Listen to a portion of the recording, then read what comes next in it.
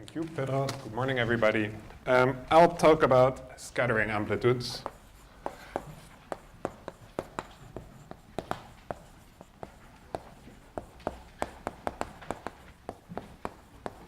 Which is, of course, a very different topic than from what we've seen so far. So far, the lectures have focused largely on conformal field theories, and I'm going to explicitly talk about non-conformal field theories.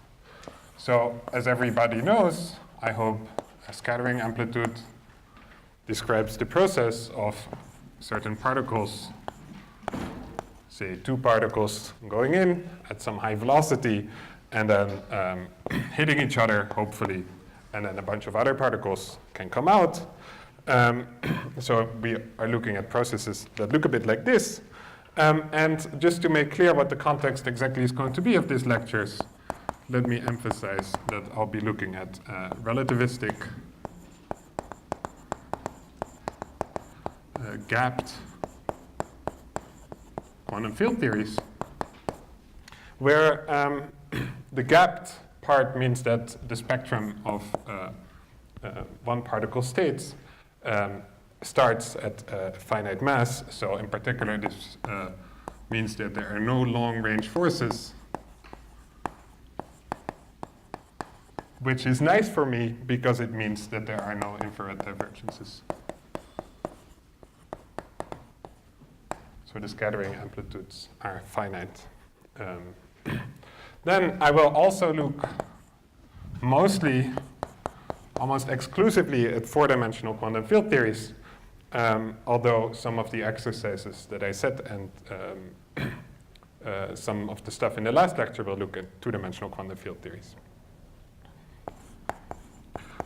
So this is the context. That's, of course, still a rather large topic. So what will I focus on? Well, I'll focus on non-perturbative aspects. So what I will try to avoid, normally if you learn about scattering amplitudes, you learn how to compute them using Feynman diagrams. That's exactly what I will try to avoid. And we'll see that I cannot avoid it entirely. But I'll say that there's almost no Feynman diagrams. There are almost no Feynman diagrams in this lecture series. So why would I look at this? Why would I be interested in such scattering amplitudes? Well, let me give you a little bit of motivation. This is a bit... it's not, so let me begin with some experimental results that I will not be able to explain. But as a sort of pipe dream of what we would maybe want to explain eventually, these are nice things, I think, to aim for. So for example, let me take the total cross-section for, as a function, of course, of the energy, usually square root of S, for something like, well, this is not quite good, like proton-proton scattering. This, of course, has been measured up to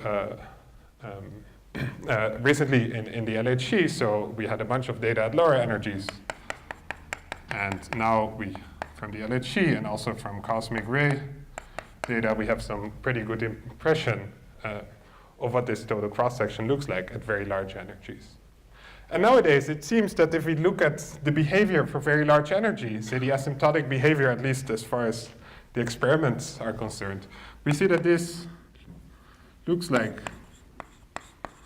it grows a bit like log squared of S. Of course, log squared is a slowly increasing function, so it's a bit hard to fit. But it looks very close to something that behaves like log squared of S. So this would be a nice thing to explain. And I'll give you another scattering amplitude where this log squared of S appears naturally, although the connection between the two, as I said, is maybe a bit of a pipe dream. We can also look at PP bar, which at low energies, the total cross-section is higher than for PP scattering. But we see that we observe experimentally that the two cross-sections approach each other and become almost equal at very high energies. So why is that total cross-section for pp bar the same as it is for pp? That is another thing that would be nice to explain. Notice that this is strongly coupled physics. So you would think maybe we're in QCD, everything is asymptotically free, so why does the cross-section not go to 0 at very high energies? And the answer is, the qualitative answer is that there are a lot of soft momentum transfer, like a lot of soft processes going on with small momentum transfer still at very high energies. And that's why the cross-section presumably increases with energy. So this would be a nice thing to explain. Another nice thing, if you look at, for example, the spectrum of resonances in a theory like QCD, then you find these funny so-called Regge trajectories, which you find by plotting the spin of particles, say, spin J, 1, 2, 3, 4, on one axis, and on the other axis you just plot the mass or the center of the peak of the resonance, and you find something like this, and then something like this, and another data point, and so on. And you see that these things line up very, very nicely. That's another funny observation that I'd like to explain in some sense, that I cannot quite explain properly, but at least I can say some qualitative stuff about these things. So these are some experimental results, and we'll see very similar behavior in the kind of scattering amplitudes that we investigate, or the kind of behavior, non-perturbative behavior of scattering amplitudes that we naturally find. So this is my big. You're calling me M squared. M squared, yes. So this is my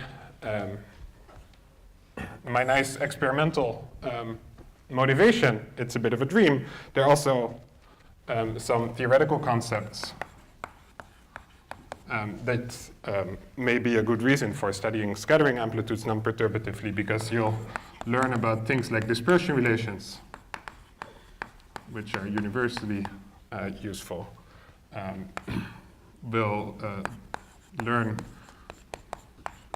about analyticity and spin, which we've recently learned is also very useful for the study of conformal field theories. And if ever you're interested in exact S matrices, which you can find in integrable theories in 1 + 1 dimension, it's very good to have a reasonable idea of of the non-perturbative structure of scattering amplitudes.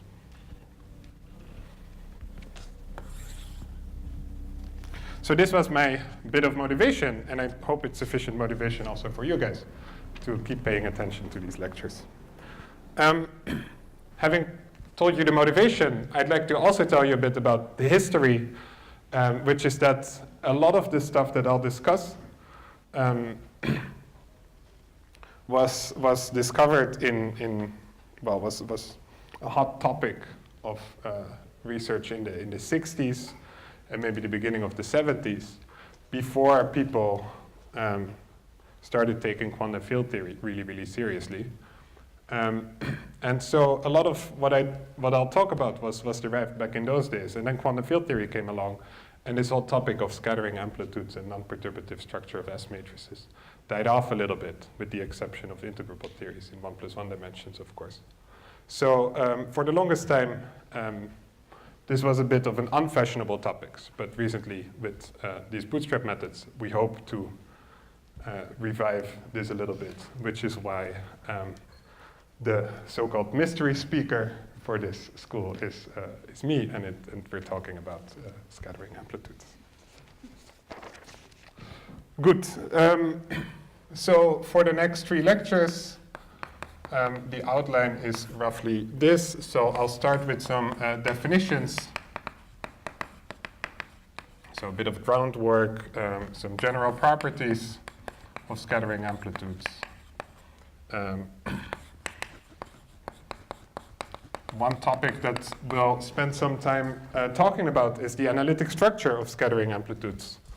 And after that, we'll get some, so this is basically the groundwork. And after that, I can give you some results. And these are the old results. So dispersion relation, Froissart bound. If there's time, I can talk about Pomeranchuk's theorem. Pomeranchuk's theorem, let me put theorem in quotes, THM, because it's not really a theorem, and Reggie behavior. So this is all old results from the 70s. And then in my final lecture, I'll talk about new results and ask the question whether there is an S-matrix bootstrap in any sense. So these are our new results. And I hope that I can, this split 1, 2, 3 is roughly going to be the split of my 3 lectures. Good. Any questions so far? Not so much. Didn't write any equations yet, so it should all be clear. Good. So let's start. Chapter 1, the groundwork. And I have to now give you some definitions. And I was not entirely sure where to start. And then I realized that the only sort of object that I'll be discussing very, very seriously in detail is 2-to-2 elastic scattering of real identical scalar particles. So that's the only thing I'll write equations for. But of course, more generally, let me write in parentheses.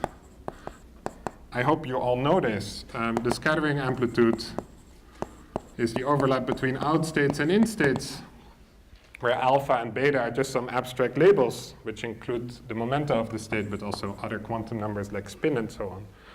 Or, I mean, you can also write, so in the Bjorken and Drell convention, you can say something like this. There's an S operator which transforms in states to out states, sorry, beta out.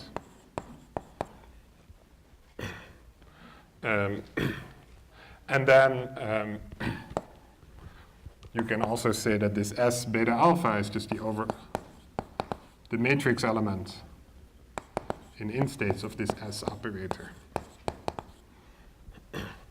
And of course, as I hope you've also seen, it's standard to split the S operator in 2 parts where you have an identity operator and a T operator, which, so the identity part corresponds to no scattering and the T part corresponds to scattering.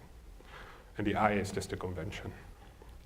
So as I said, the only thing I'll really, so this is something I think you should all know.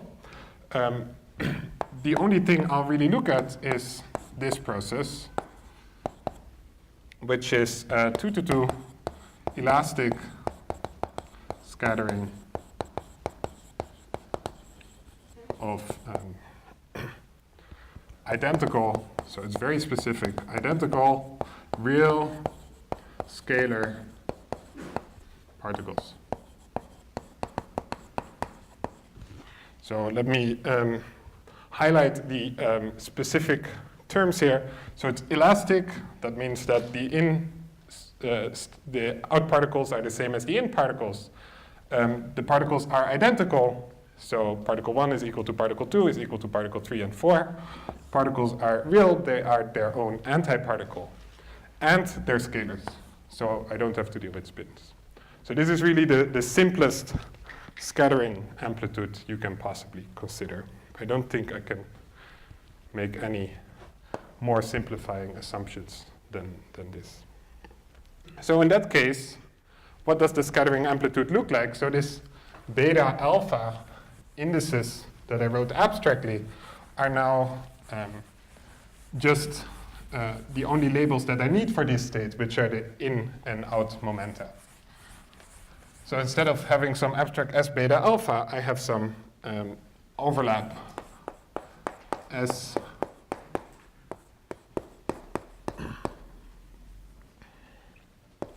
P2, which is a function or some kind of distribution of in momenta and out momenta, and of course the underlined bits are the spatial are just the spatial components because all the momenta are on shell. So P1, P2 replaces alpha, and P3, P4 replaces beta. And then if I do the split S equals 1 plus IT, then in my normalizations, this thing looks like this. You have a 2 pi to the 6th from some conventions, the energy of particle 1, the energy of particle 2. So this is just normalization. Then the identity bit just means that I have free propagation. But since the particles are identical, I should have the delta function, another pair of delta functions with P3 and P4 interchanged. So this is the identity bit. And then I get the T bit, which, of course, we all know momentum is conserved, so we get an overall momentum conserving delta function. P1 plus P2 should equal to P3 plus P4. And then something T that I call T of S and T. And my claim is that this is a function in the sense that I have extracted now all the singularities. Like this is, of course, a distribution with all kinds of singular delta functions. The claim is now that this is going to be a function and no longer more singular than that. Of course, what I wrote here is that in all of this, I assume that the momenta are on shell. So for all I, and these little s and little t are the Mandelstam invariants. And in the center of mass frame, S is just the squared energy. T is the momentum transfer. Let me define it to be the momentum transfer from P1 to P4. And U is sometimes also introduced, which is P1 minus P3 squared. Of course, it is then true that S plus T plus U is equal to 4m squared, which you can easily see follows from the on-shellness and the momentum conserving momentum conservation.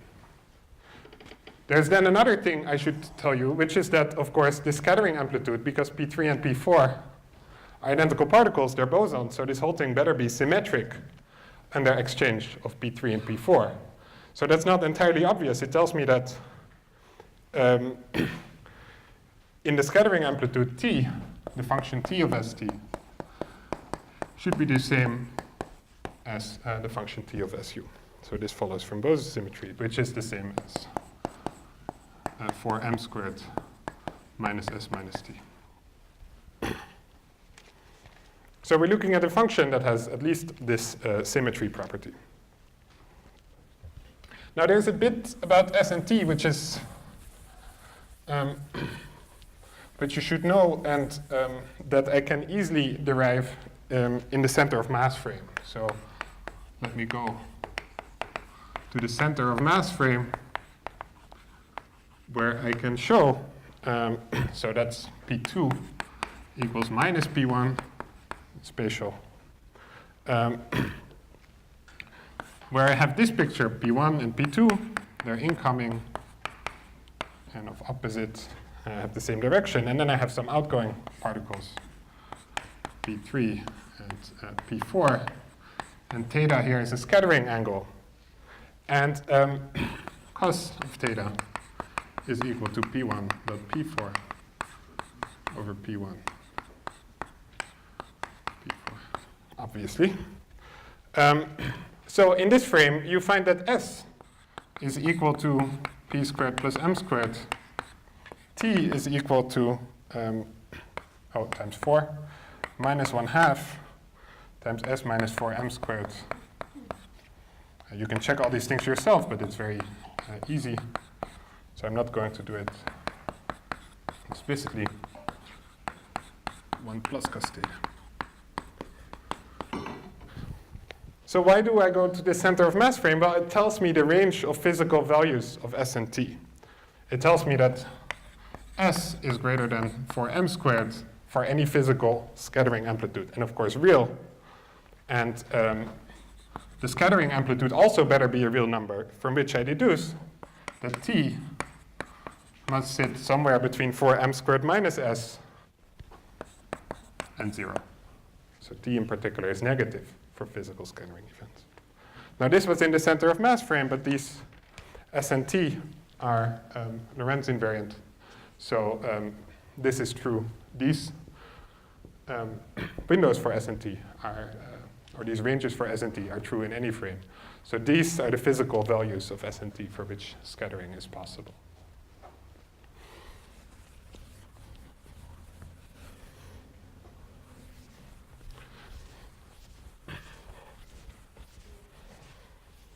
And much of what we'll do in these lectures is concerned with the behavior of this function t of s and t. One particular constraint that I should tell you about is unitarity. Let me move this little window. So I'll just start there. Because as you learn in hopefully something like kindergarten, s dagger is s dagger s is 1. S is a unitary operator. In other words, if you substitute s equals 1 plus it, you find that 2 times the imaginary part of this t operator is equal to t dagger. So you can work a bit, for example, to see what that translates into for this particular function t of s and t. Once, like I have to extract all these delta functions, it's a bit complicated. So what you need to do is, in between s dagger, you insert the identity as something like, well, let me not write this very precisely. So it's some kind of integral with some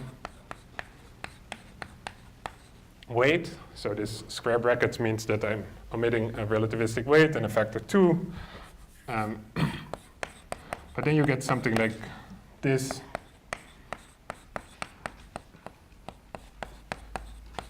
Plus other states.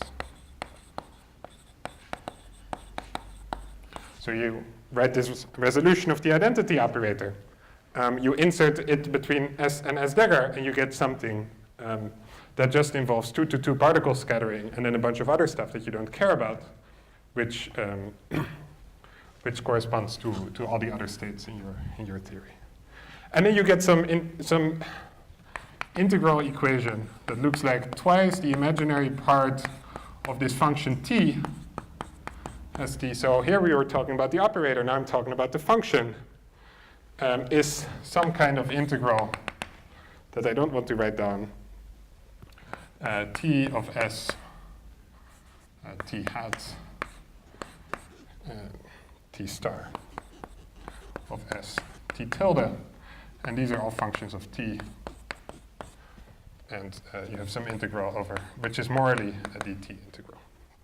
It's a compact integral. So it's just, you scatter once and you scatter twice, but of course the momentum transfers are a bit complicated. So this is roughly what it looks like, and it's a bit of a nasty beast. And then, of course, you get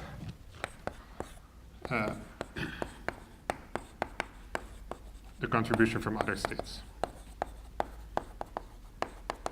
Now, this is not particularly nice. That's why I didn't write it. There's a better way, an easier way of finding the unitarity constraint.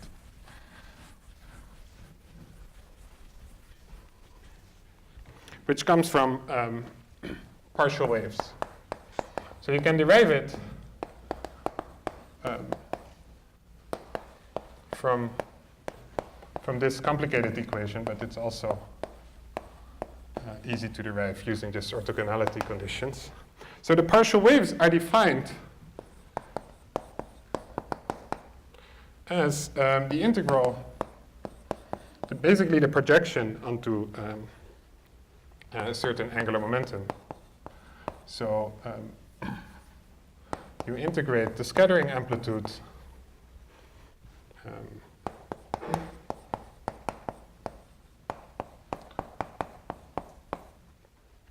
against the Legendre polynomial of x, where of course you recognize that this x here is just cos theta. It's the cosine of the scattering angle. Because then what I wrote here matches what I wrote there. So it's a cos theta in the center of mass frame. These guys are Legendre polynomials in 4 dimensions, which I'm focusing on now. And they would more generally be Gegenbauers in other dimensions. And this gives me a definition of the partial wave. So those are those functions FL of S. These guys I can invert this transformation. And if you have the same normalization for the Legendre polynomials as me, you get that T of S and X is just the sum over all L, 1/2 2L plus 1. BL of X, FL of S. Where this X, so this is a bit shorthand. It's maybe I should not do that. Maybe I'll do it properly and say that this is T of S minus 1/2 S minus 4m squared 1 minus X.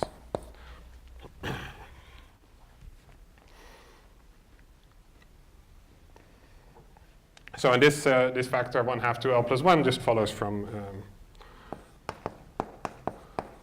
my normalization of the Legendres, which is delta Lm over 2L plus 1. Now here I've sort of projected onto states of definite angular momentum, and those that's conserved in the scattering process. So unitarity looks nicer. In particular, if you work a little bit, which I'm not going to do here, you find, again, that you find the unitarity equation that looks like this. So you take twice the imaginary part of these partial waves, and it is equal to 1 over 32 pi. I hope I did this correctly. Some prefactor, which if you substitute all of this into that, this prefactor comes from this measure here. And then you get FL of S absolute value squared plus positive contributions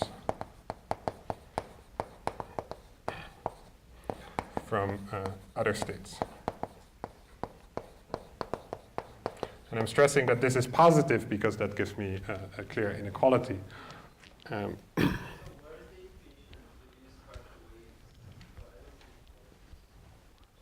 The partial waves, if you want, I just project onto, so here I have 2 scattering processes consecutively, right? And the momentum transfer in sort of the second as a function of the T external is just a bit, and the first, it's just a bit complicated. So this is a bit of a nasty thing. But if you replace the momentum transfer, the T variable, with an angular momentum variable, that's conserved in the scattering process. So here, if I take 2, if I do a double, if I do twice scattering twice, then I have the same partial wave. So I get the square of FL of S squared. And there's no mixing between partial waves of different spin. So that's why I like using this unitarity condition. If you don't like it, then first of all, you're making your life very difficult, but you're free to use this equation.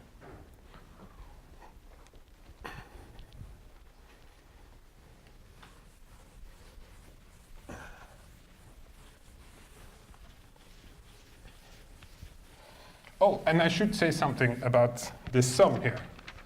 Because let's have a look at this one equation that I did not erase yet. It's the symmetry that I get of T under replacing little t with u, which is just the symmetry of replacing cos theta with minus cos theta, which, if you remember, Legendre functions are so Legendre functions are even and odd depending on L. So you see that if this thing is going to be symmetric under x goes to minus x, I'd better not have any odd L in this sum. So L here is even.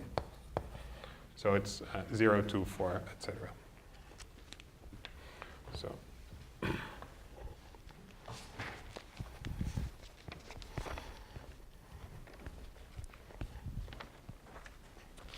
And then to get the unitarity constraint a bit nicer, we can write e to the 2I delta L of S, where delta L is called the phase shift. And it's just very simple to see that if you do this, I over 32 pi root S minus 4m squared over S, FL of S, then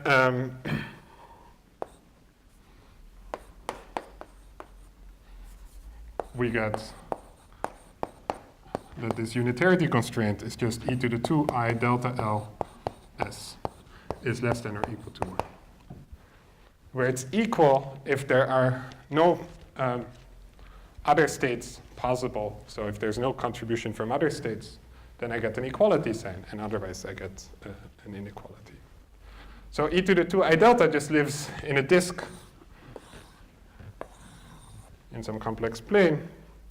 If delta is 0, so this is e to the 2I delta,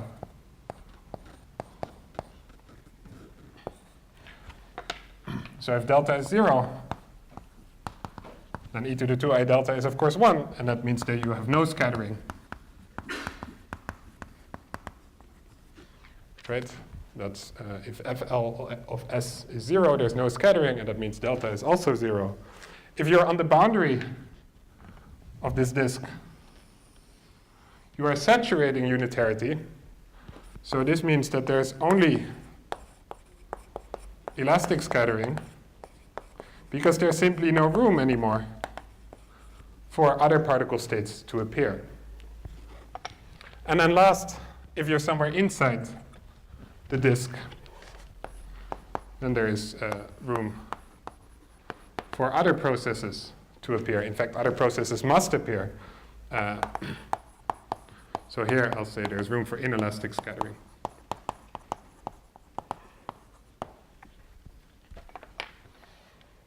And generally, what happens, for example, is, let me consider, my theory is gapped, so I have some spectrum of one particle states, and let me take the lightest particle.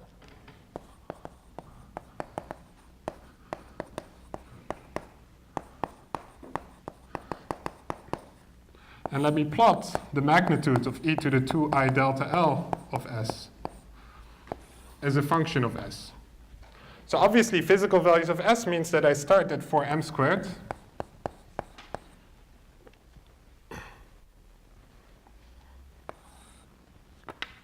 And then usually, so since this is the lightest particle, if S is exactly 4m squared, or just a little bit above it, I must have elastic scattering because there is no other multi-particle state, single or multi-particle state, that I can possibly produce because I just don't have sufficient energy to produce this state. So what happens is that unitarity is saturated for some finite range of S values up until I have enough energy to create other particles. So that's called the first inelastic threshold.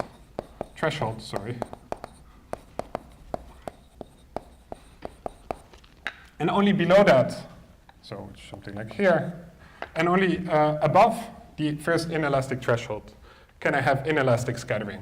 So generally, I get something like this. And what would this inelastic threshold be? Well, it depends a bit on your theory. It could be the 3-particle state. So the 3-particle state here kicks in if my S is 9m squared, if I have energy 3m. Or it could be another 2-particle state. So let me call that particle particle chi, which is just in these nodes going to be a random other particle. And this thing could be at 4m chi squared or something else. Or it could, of course, be anything else. Yes? I'm a little confused about the definition of f sub L. Is it the contribution from the two particle states? Or No, it's a projection of, well, this is always 2 to 2 scattering, right? right, but when you insert the resolution of the identity, you write, sometimes you write across other positive states, and you call these f sub Ls? Yes, so, Right, there, very good. That definition, that's all of it, I guess. FLs are defined for descattering amplitude, which, of course, well, it's just a 2 to 2 particle amplitude. So it's only about 2 to 2 scattering, right, these FLs. But now I look at the unitarity constraint, right? I have some identity operator which I sort of partially resolved, and then there's other junk. So that means that this equation is true, plus other stuff. And it also means that if I resolve it, that means that this equation is true, plus other stuff. Because this FL here just captures the 2 to 2 bit. And I would have another set of partial waves for 2 to 3 or 2 to 4, so let me call those GL. And those would appear here, so that would be GL squared. And since these things are positive, manifestly positive, just like this is an absolute value squared, I get an inequality for FL, which I did not write. Instead, I just wrote directly this inequality for e to the 2I delta. But you can show that that implies very trivially an inequality for FL, and that's exactly this one. Thank you. How much longer do I have? Half an hour. Okay, great. So it's really groundwork, very basic, but if I don't get all of these things straight, then I think everything that I'm going to say in subsequent lectures is going to be very confusing. So that's why I stick to such basic concepts. Another thing I really need to introduce is the LSZ reduction formula. And I'll tell you why this is important in a second. But I hope you've all seen it, so I can be very quick, and just write it without giving you any derivation or motivation. Let phi of x be any operator such that it has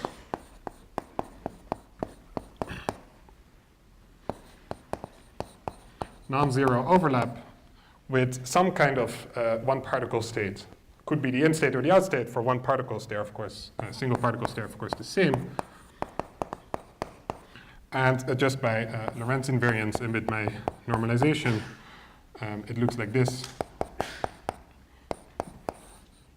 Where z is just some number which I want to be non-zero. If this is the case, then L as Z tell you that I can take the limit of pi0 to e pi0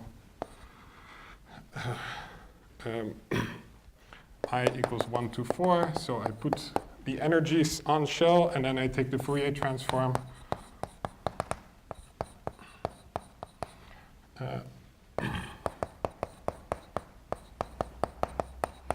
Plus b2x2 minus b3x3. Sorry for writing all of this out. I really need it. And what do I take the Fourier transform of? Well, it's of the time-ordered, in this case, 4-point function in the Q of t. And then my claim is that once I put all these particles, or my claim, LSZ's claim is once I put all these particles on shell, I get a pole. So I better multiply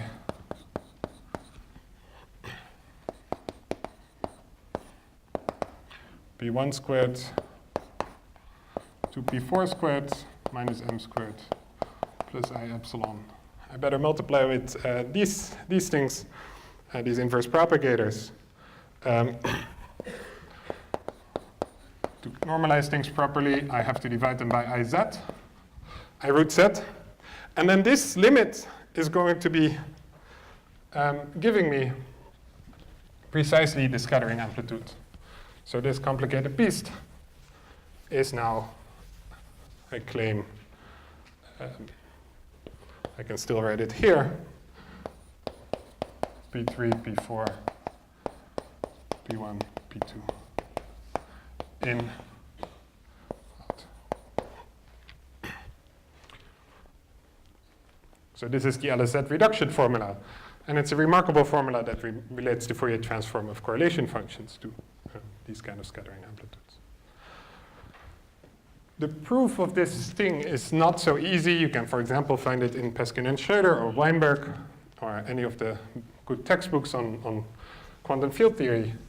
And one thing I'd like to say about it is that it's a bit messy because it requires these wave packets. Because you can extract single particle states easily, you can easily map them to operators in this formalism. But once you have multi-particle states, you really need to separate them a little bit to be able to do this kind of game. So you really need to build wave packets. And that makes the proof a little messy. But the result is, of course, very elegant, and you don't see the wave packets anymore. So why did I write LSZ? Well, it implies all kinds of interesting things. The first one is at the moment a bit vague, but I'll make it more precise. A possible continuation of this scattering amplitude, or the scattering process, to complex values of the momenta. So it's very difficult, at least I think it's very difficult to see from just the definition of the scattering amplitude where everything is on shell and real, what it would mean to make the momenta complex. Here it's the Fourier transform of a correlation function, for which I have a better intuition, and I think it's easier to see that you could try to make the momenta complex and still get a reasonable answer. So what I'm hoping for is that this Fourier transform has some nice analyticity properties in the complex momentum plane that allows me to take these momenta into the complex plane while maintaining on shell. So the p squared are still equal to the m squared. And once I have that, I can go out in the complex momentum plane and see what I get. And one of the things that I get is the all-important property of crossing symmetry.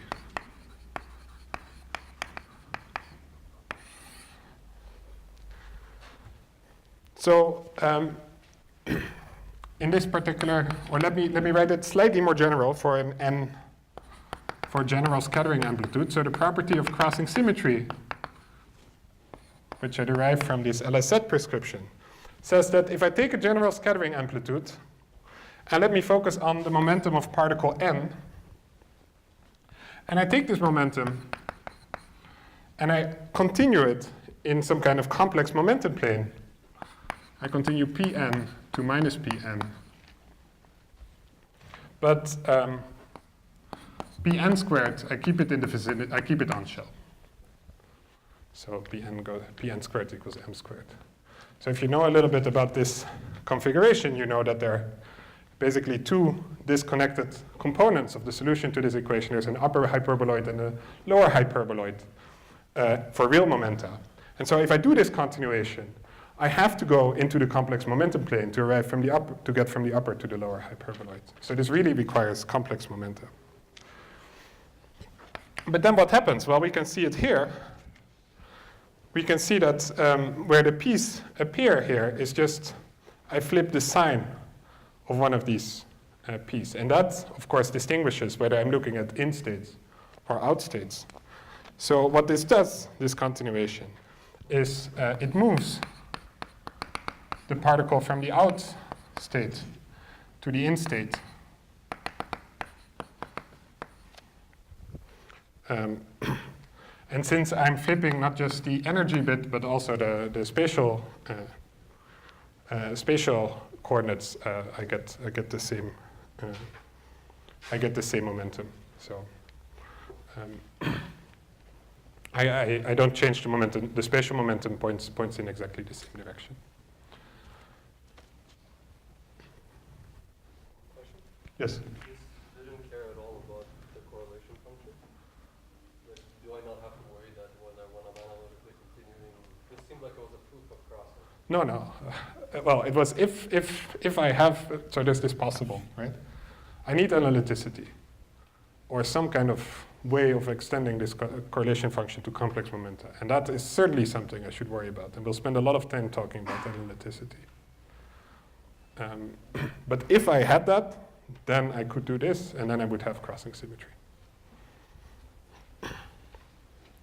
Now, of course, I'm just looking at real scalars, but let me stress that if you do this properly for particles that are not their own antiparticles, what you see is that you take a particle in the out state and you move it to the antiparticle in the in state, or vice versa. So what does this imply for our little 2-to-2 scattering process? Well,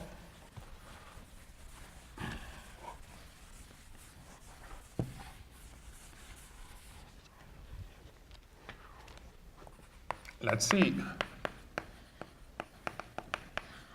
Of course, the thing I'm most interested in is 2-to-2 scattering. So in particular, I can take P3, P4, P1, P2. I continue P2 to minus P2, P4 to minus P4. And what do I get? That this must be equal to P3, P2, P1, P4. But of course, this is the function. I mean, if you remove all the delta function mess, this is the function P1 plus P2 squared T of S and T, which is this function. And you can show that if you just continue this, then that is, well, continued. If I just substitute, then I see that this is P1 minus P4 squared, P1 plus P2 squared. That's a simple that's just a continuation.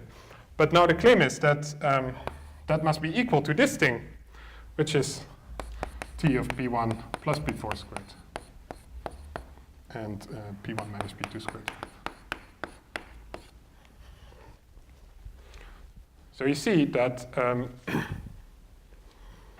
P1 minus P2 squared, sorry, this should be P1 minus P4 squared, P1 minus P1 plus P4. I want this to yes, okay, sorry. So I continue, so I flip the sign of the momenta. So this becomes P1 minus P2 squared, this becomes P1 plus P4 squared. That's obvious. And this thing, if I just see which particle sits in which position, I get this thing. And these guys better be equal to each other. So what I now demand is that these guys are equal to each other. So clearly, what I've shown is that T of S and T is equal to T of T and S.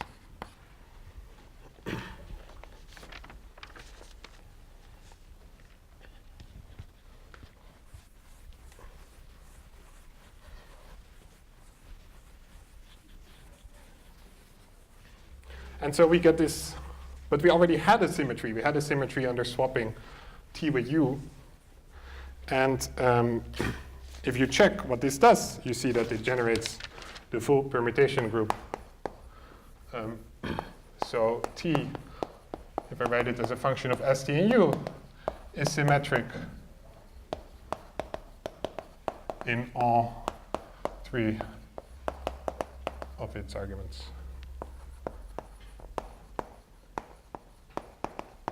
So part of that came just from swapping particle 1 and particle 2 was not a big deal. Part of it is a big deal because it comes from this crossing symmetry condition.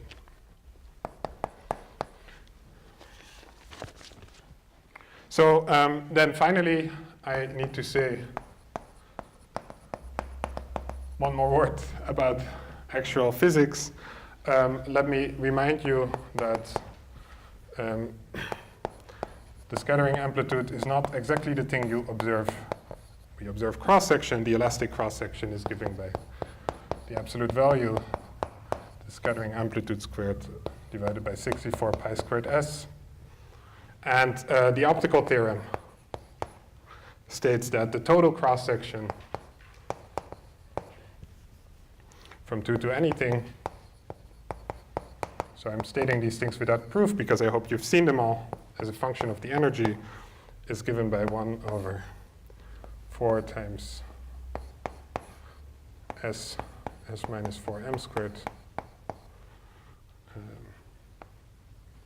times the imaginary part of the scattering amplitude evaluated at 0 momentum transfer. So the second argument here is 0, and this is called the forward amplitude.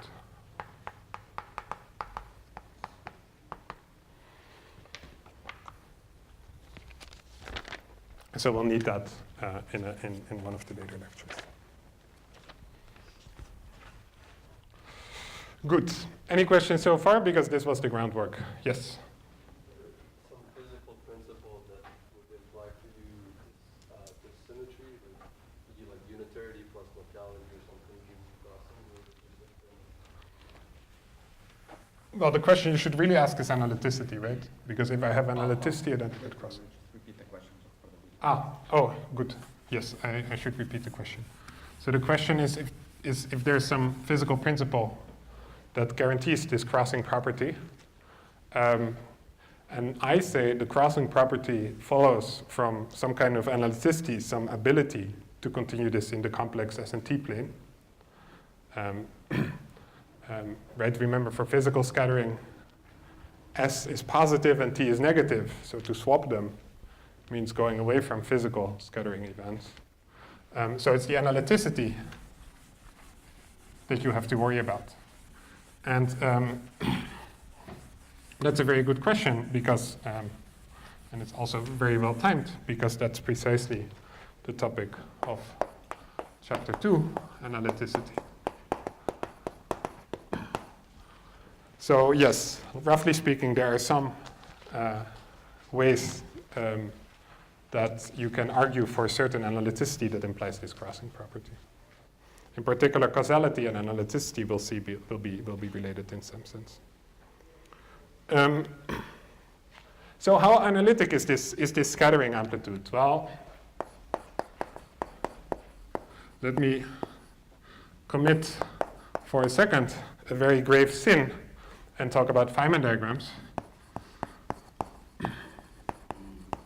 just to get a bit of an intuition of what the analytic structure of this scattering amplitude is going to be. So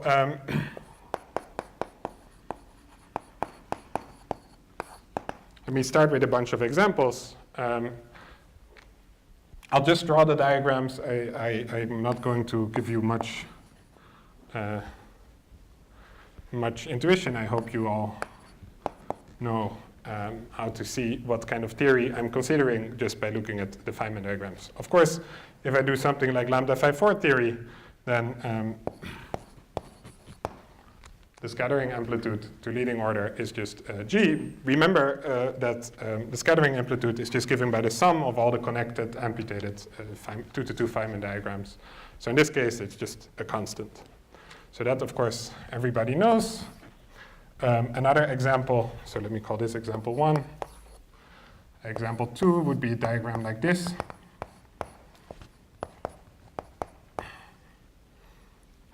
Where I have some intermediate state that's going to be canonically particle chi, so this has some mass m chi.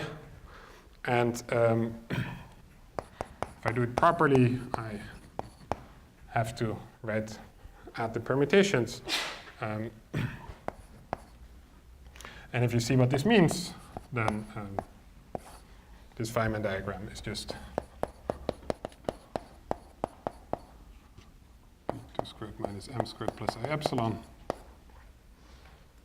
m chi squared plus permutations. So this is just the same as minus g squared over S minus m chi squared plus minus g squared over T minus m chi squared. If I'm forgetting the I epsilons for a second here, plus U minus m chi squared. So you see this is already a slightly non-trivial analytic function because it has a pole. So this, I say, gives me a pole in the scattering amplitude, whose residue is directly related to this 3-point coupling.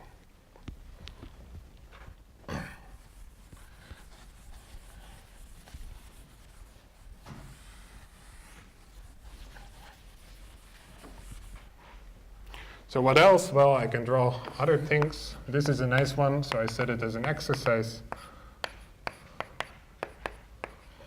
The bubble diagram plus permutations.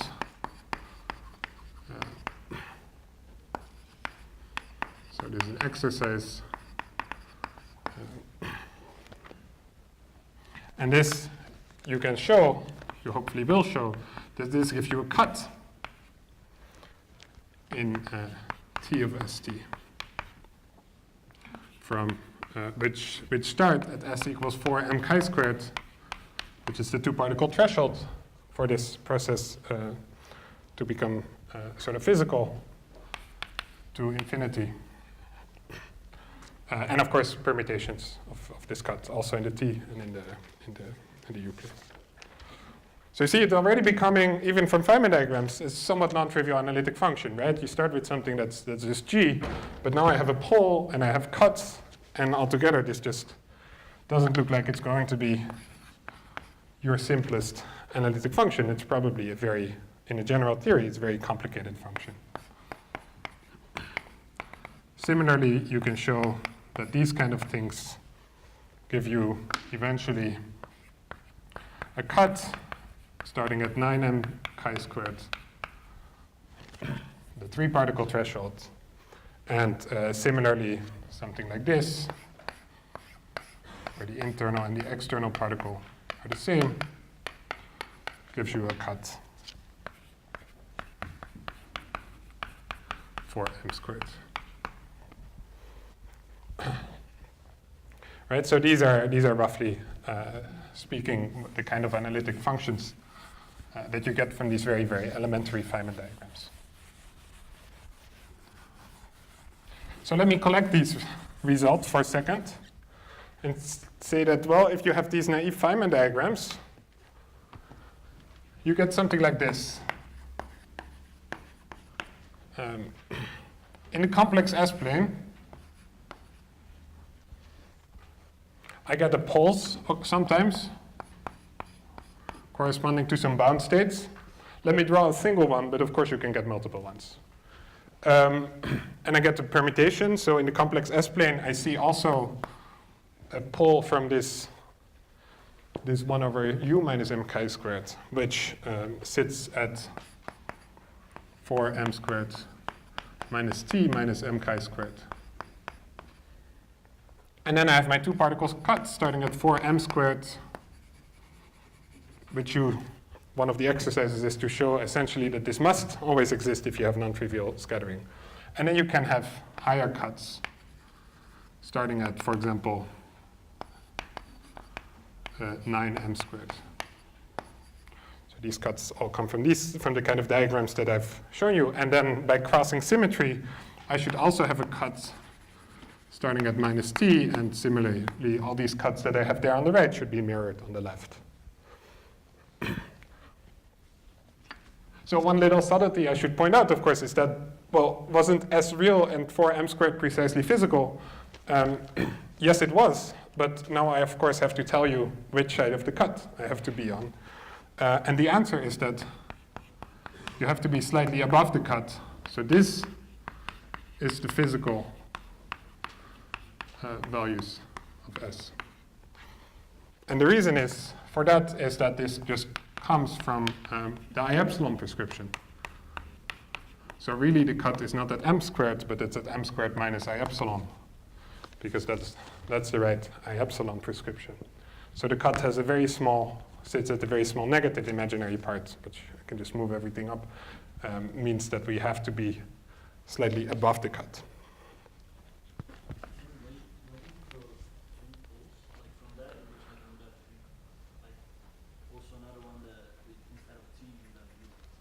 This is the U channel pole, right? As a function of S, if I'm not sitting exactly on the T pole, I get this pole and that pole.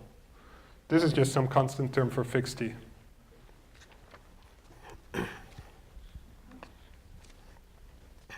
So the picture I've sketched here basically includes everything, all that is called the normal thresholds.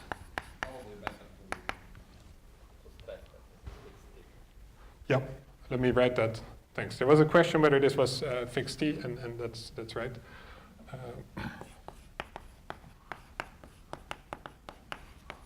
For fixed T. How do I think of the two cuts on top of each other? I'm sorry? How do I think of these two cuts on top of each other? Cuts don't have a... The question is whether how to think of cuts on top of each other, but I can always move cuts a little bit, right? They're not really there, in a sense.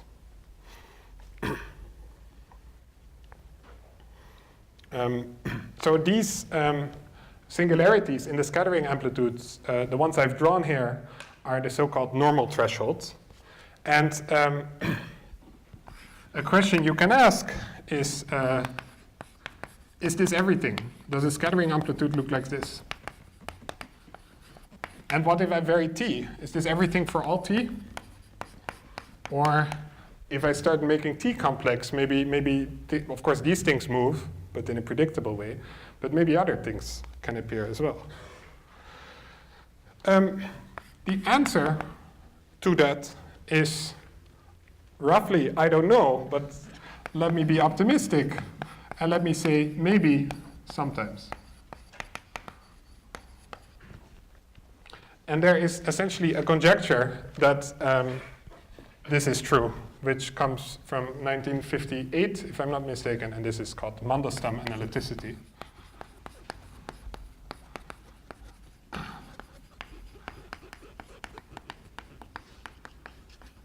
And whether this is really true or not is an open question.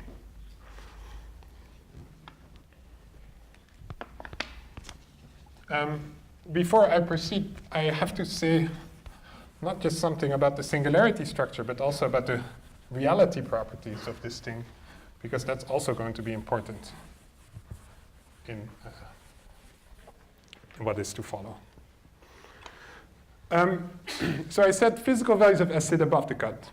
But I can ask, if this is some kind of nice analytic function, I can ask, well, what happens if I would sit below the cut? So what does that correspond to? Does it correspond to anything physical?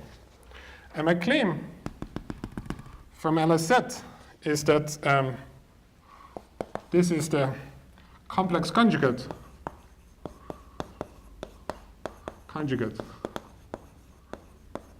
time reversed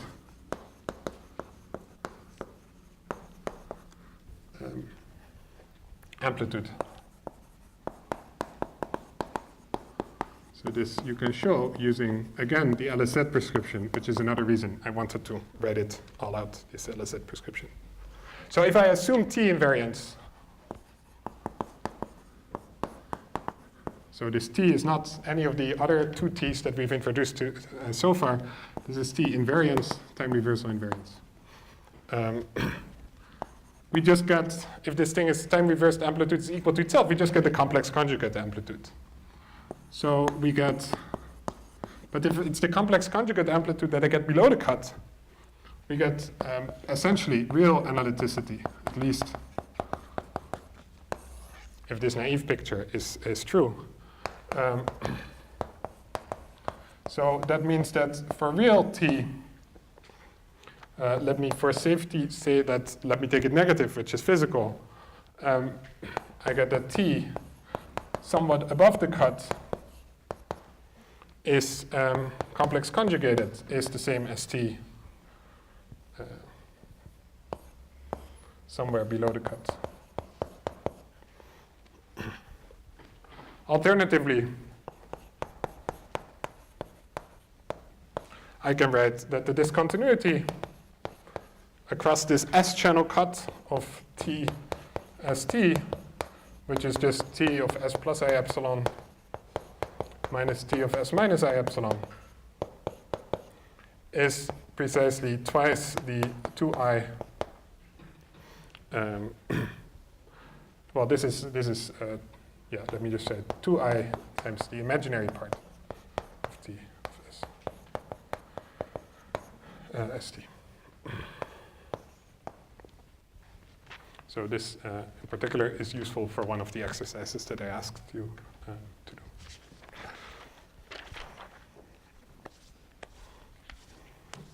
Good. Okay, so how much more time do I have? Normally it will be around 5 minutes for questions. 5 minutes for questions. That's also fine, because the next topic is going to be Landau diagrams, so it's probably better to stop here. I think I can do that. Let's thank Balt.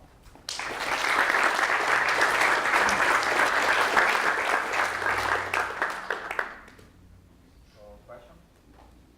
Let me first of all say that we're not done yet, right, with analyticity. I'll, in the next lecture, hope to refine this partial answer a bit more and say in which cases we do know, in which cases we don't know the analyticity of general scattering amplitudes.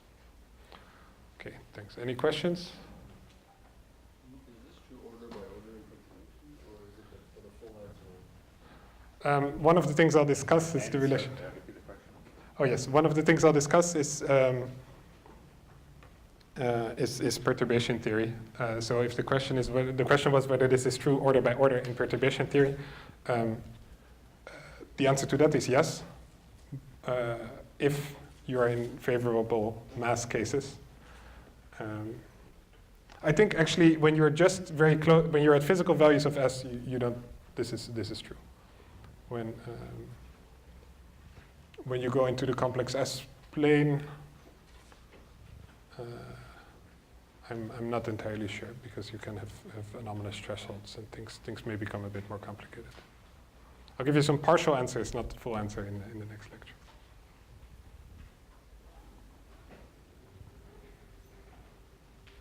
More? Nothing. Yes? What do you mean by this discontinuity? Disk is discontinuity. So, sorry, I should have said that this is the definition. It's the difference between what the value right above and the value right below the cut.